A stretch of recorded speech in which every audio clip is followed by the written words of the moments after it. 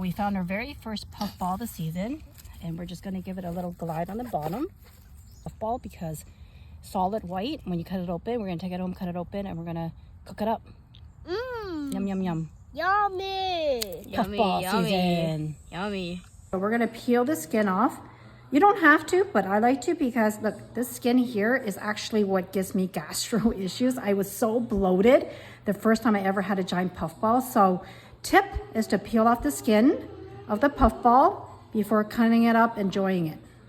It really is sort of like peeling an egg. Like this is the peel, this is the egg. It's so cool.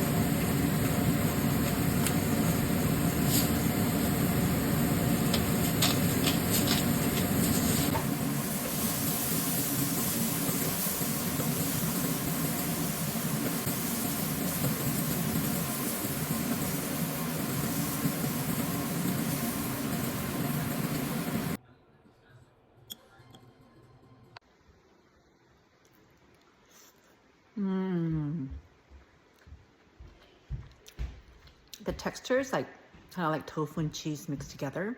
It's so yummy with the garlic, butter, salt and pepper. So good.